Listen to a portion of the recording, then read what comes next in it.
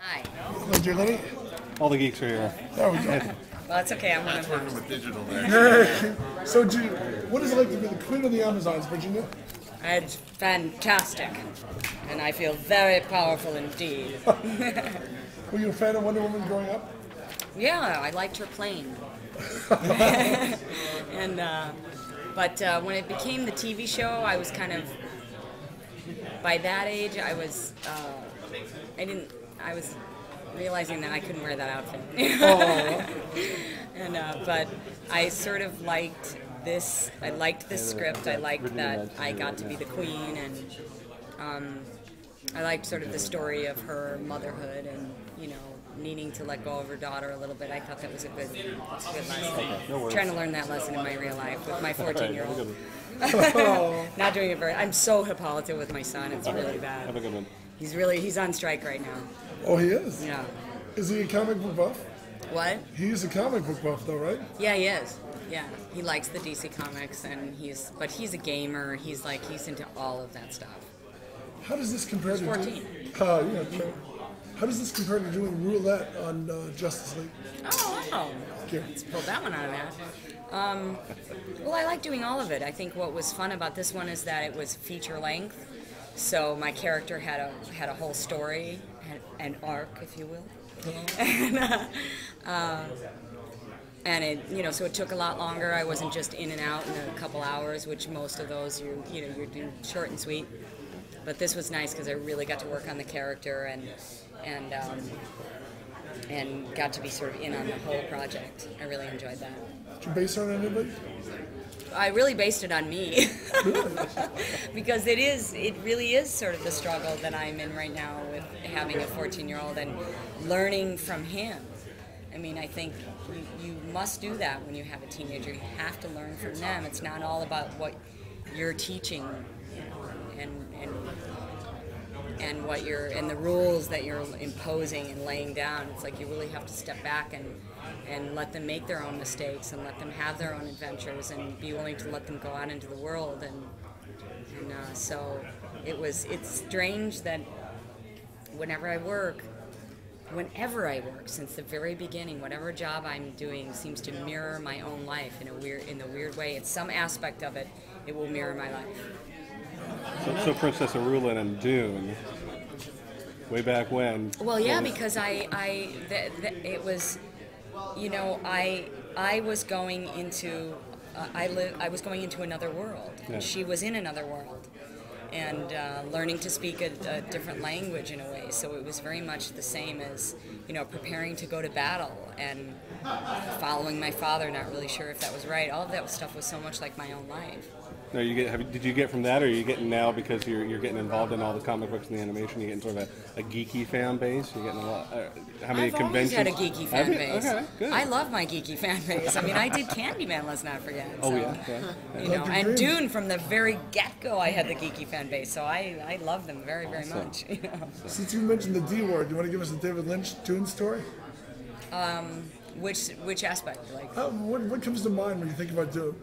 well, I remember that he always wore the same clothes, and so he had 5 of the same jacket, all the same shirts, all the same pants, and I don't think anyone was really talking about it, and I finally was like, Mr. Lynch, why do you always call me that? Oh, because you're my boss. And I said, why do you always wear the same clothes? And he said because then he something like either he didn't have to think about what to wear, and because his job was so big that and I thought, well, that makes a lot of sense. Yeah, it wasn't really an eccentric thing. It was common sense.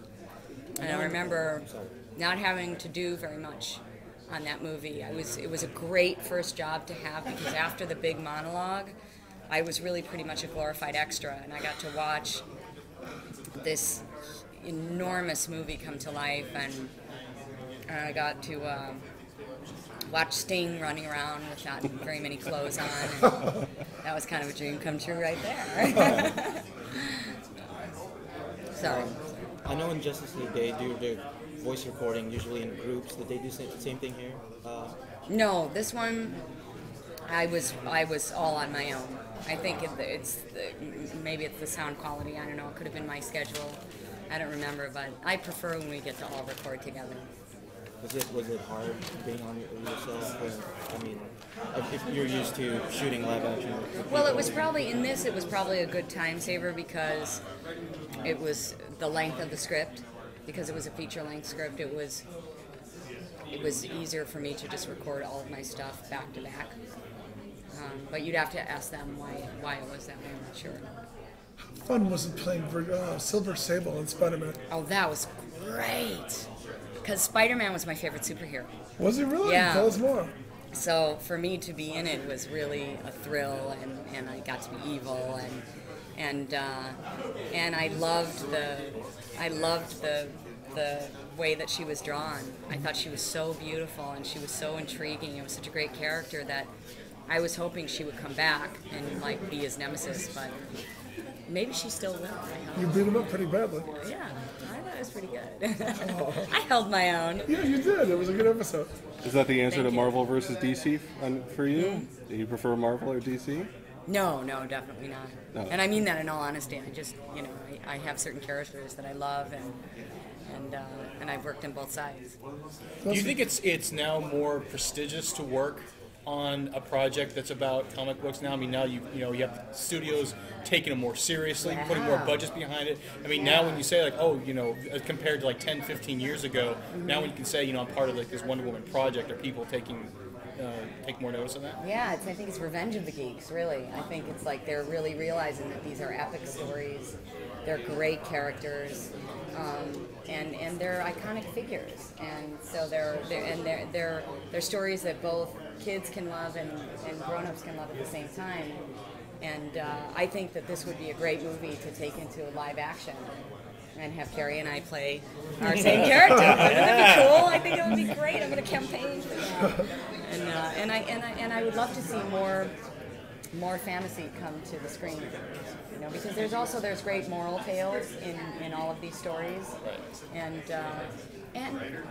it's sort of, if you think about when superheroes were first starting, in the Depression, when life was really hard and really scary, and we're kind of in that same sort of struggle now.